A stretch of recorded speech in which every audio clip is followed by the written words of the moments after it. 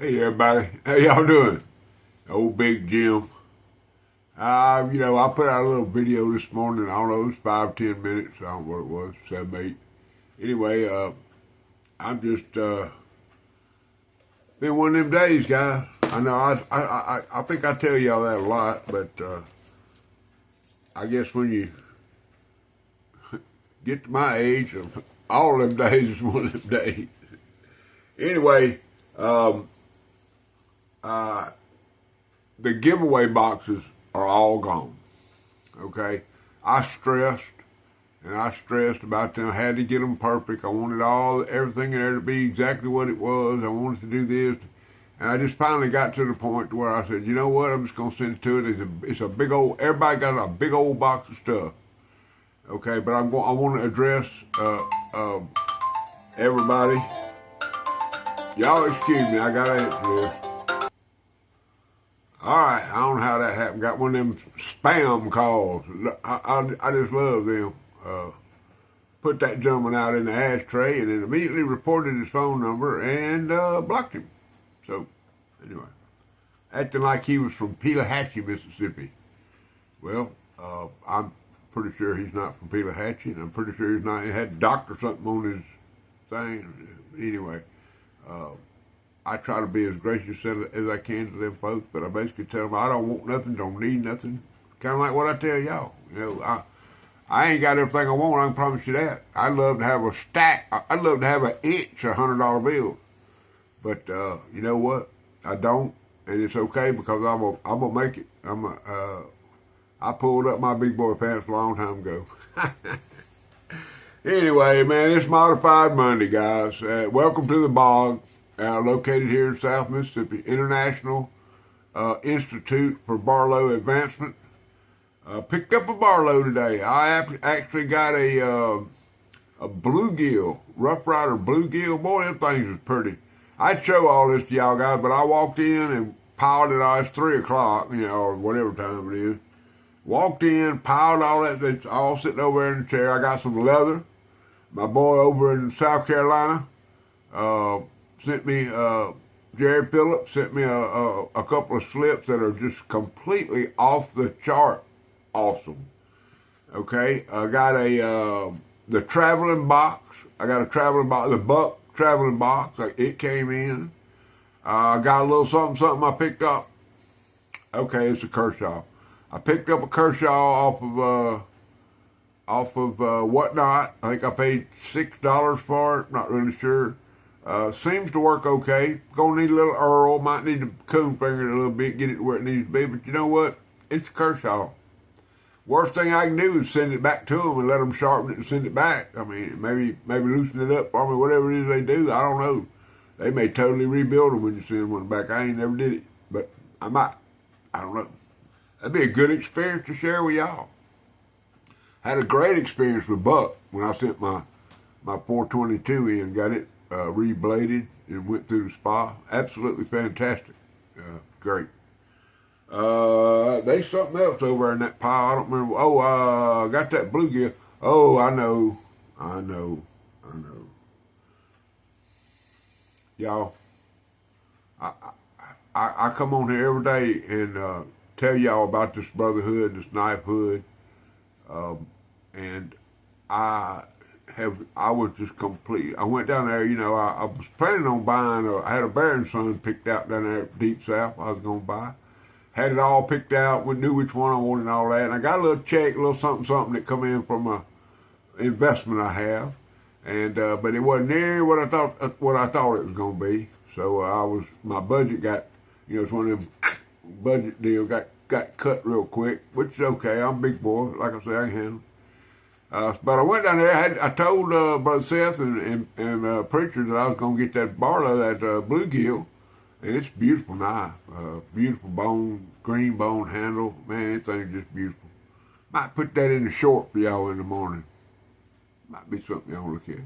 Anyway, but the knife that all right, I'm not going to tell y'all what it is. I'm going to make y'all wait. Y'all make sure y'all watch my short tomorrow. Okay, because it's going to be in there. And Lord have mercy on my soul. There is a feller I'll go over it again tomorrow. But there's a fellow lives over in Bendale, Mississippi, which ain't very far away. The crow flies from right here where I'm at. But there's a fella over there. I'll just wait and go through it tomorrow. But that son gun, I was in a live last night with Kodiak Edge, and he popped up. He said, "Hey man, you got a XYZ?" And I said, "Nah, I don't have no XYZ." I said, I looked at some pictures of one today. Guy won't make a trade with me. And he goes, "Okay, just checking." Well, I go down there to Deep South Cutlery, and I got, it ain't really a designated, but I got a spot where I put my stuff that I've got kind of put back, and, they kind of know where my spot is. And so I went over to get the little old Barlow that I had picked, that I was going to pick up, and, which I'll go over all this. I ain't had time to go through none of it. It's still sitting, they said right over there sitting in the box. It's calling me. But I can't do nothing about it. I want to visit with y'all. So right now I'm just gonna wait. But anyway, when I got down there, sitting on top of my little bluegill box was another knife. And okay, I'm gonna tease y'all one more time. Granddaddy. Okay, here's your key word, granddaddy. Just let me tell you what. I stopped when I looked down and I saw what it was. I said, I said, man, I talked to this guy in the live last night. And I know this guy, man. Me and him, we're not big buddies, but we have all the respect in the world for each other. He's got a wonderful family. He raises dogs, farmer, Christian, just a great guy. But when I've been over and looked, I said, so I opened up, it was in a Ziploc, and pulled it out there and opened it up, and I was speechless. One of these. But on the back side of that was I said, Lord, man, because it was a total explosion with a fall down. Okay, total. Anyway, it'll be in my short tomorrow, and we'll discuss it at length in tomorrow's video, because it's going to be a Tuper Tuesday. And how about that? We're going to do a Tuper Tuesday. We're going to do the bluegill, and we're going to do this Granddaddy Barlow for y'all tomorrow. That sound like a plan? Lord have mercy. Lord have mercy. Modified Monday, brought to us by, here I am, totally prepared. I walked over here and sat down, fired up the camera, and leaned over and started talking to y'all, and here I am. I guess I'm lucky I still got my pants on. Look at him. Oh, hey, Doug. Hey, Doug up there, he's up there in Virginia, fine feller. Once again, I don't have to go over everything about y'all. Know who I'm talking about. Y'all, if you know anything about me, you know about this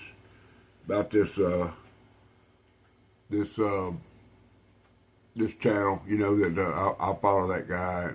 I was trying to think the first time that I watched him do this. I'm pretty sure he did a Bear & Son, like a farmhand. It was White Bone farmhand. I think he did. That's the one he did. He kind of did like a buckshot thing on it, and then dyed it, made it, burned it, did 3 or 4 things to it. And I think my son out there at Arizona EDC, Louis, I think he ended up with that knife at some point. I'm not sure. I'm not sure. I'm just not certain. But I know that they had a little session where they got together, and I think it went to Arizona, which is fine. That's cool. That's what this whole thing's about. But I have become very, I think, pretty good at toasting bone handle knives. I've done several. Probably do several more. It's a good thing. I like it. It gives a knife a lot of character.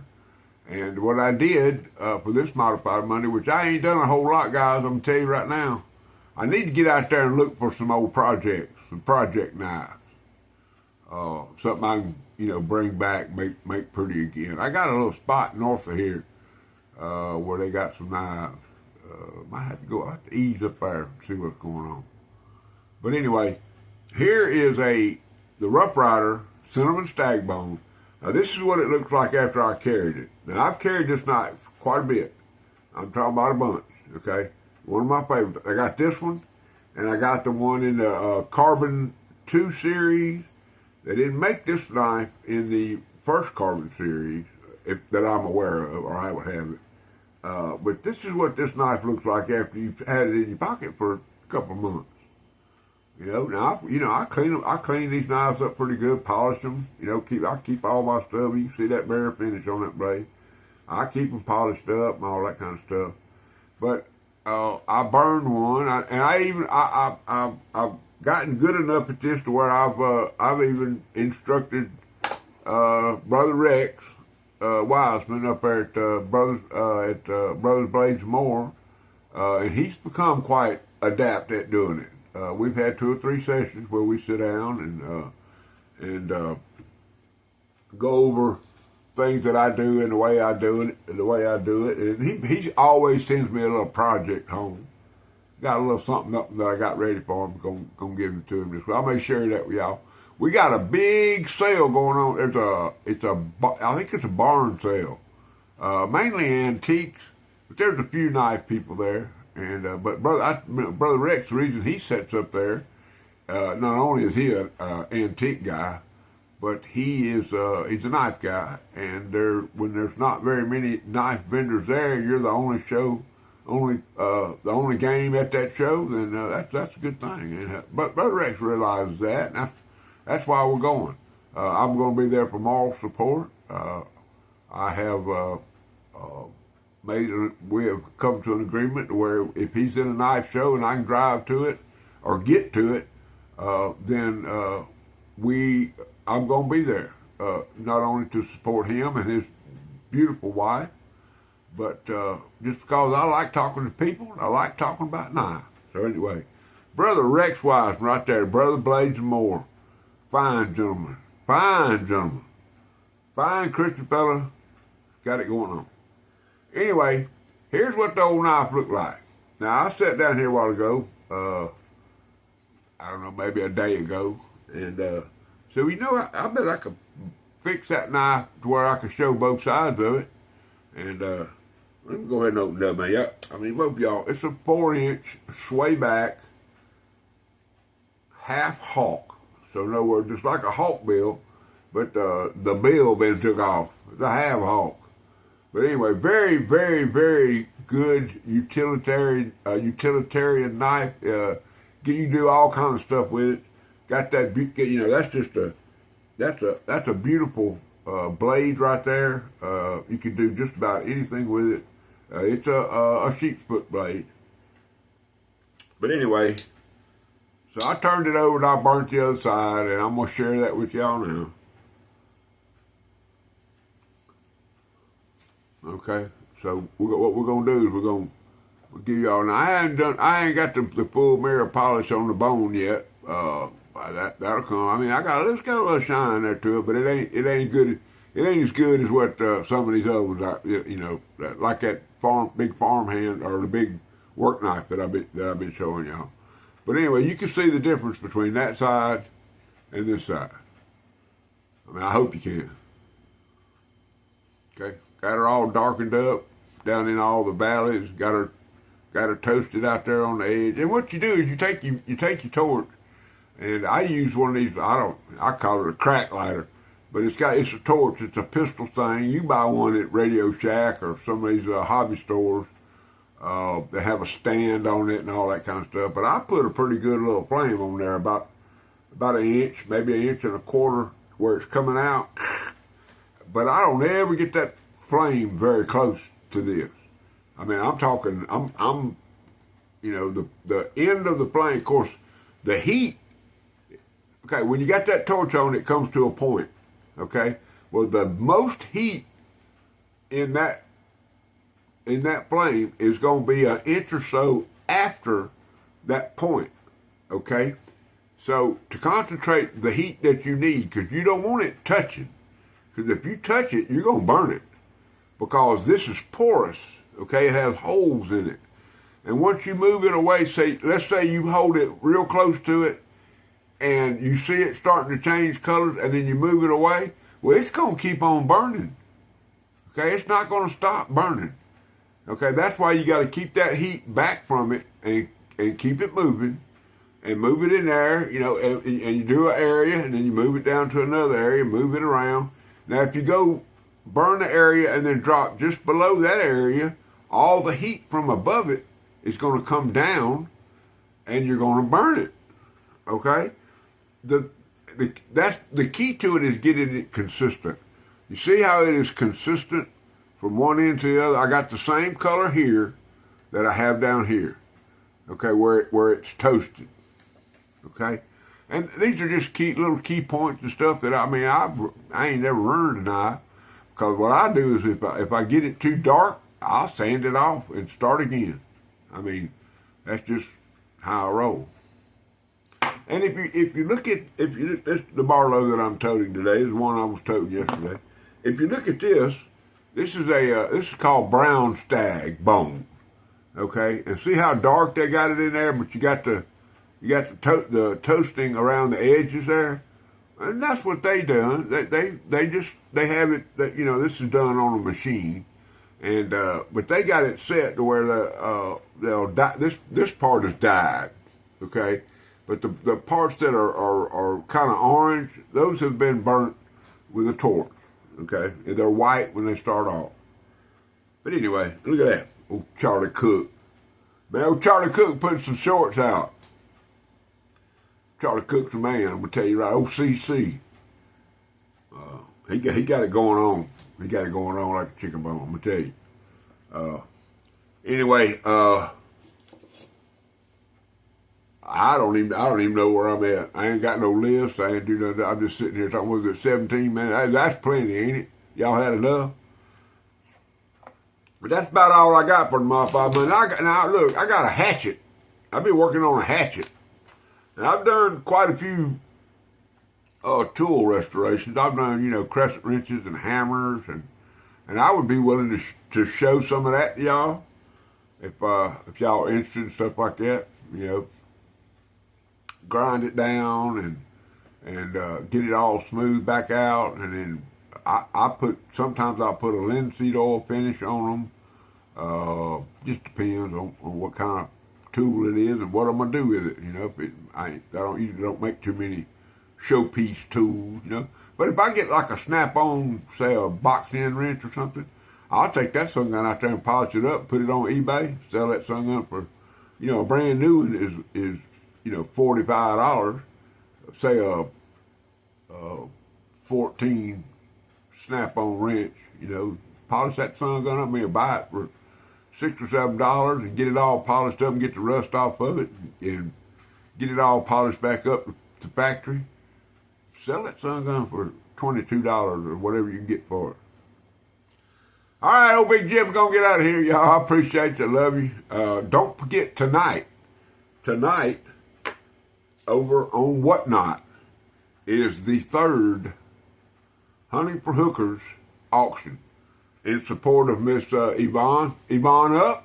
Being brought to y'all by Clark, Kentucky Now. Now that traveling box I got right over here, look at that, see me hit my lane walker. See that traveling box I got sitting right over there, come from D. Wayne, up there in Danville, Kentucky. Fine fella. He took me for a ride this morning. Me and him rode all over Danville. He showed me where to go and how to get there and where he went to church and where his mama lived and showed me where the ice cream factory was and all that. Man, it was great. I enjoyed my ride. Thing about it was Miss Donna was sitting over there. You know, he never showed her. She didn't. All she said was, "See y'all at the show." So if y'all close enough or within distance of driving to Danville on the don't make me lie to you, 17th, I think. Don't make me lie to you. But y'all get over there and check out Brother D. Wayne. He got a big knife show. I heard my nephew's gonna be there. I heard some. Okay, how about this? major knife tubers will be at the, including Brother Dwayne, who is a major knife tuber. They all gonna be there. Okay, so y'all get in there where you fit in there. Okay, I wish I could go. I really do, but I have my sights set on another show, a big show this year, and the way things are going right now, it looks like it's a go, go, go, get her done. So then I'll be able to shake a few hands, pass out a few stickers, tell everybody, hey, how y'all doing? You know. Anyway, I love y'all. Thank y'all for being a member of my channel. I hope each and every one of y'all have a blessed Monday. I don't know any other way to tell y'all goodbye than say that Jesus Christ is Lord of my life. And rule number 9.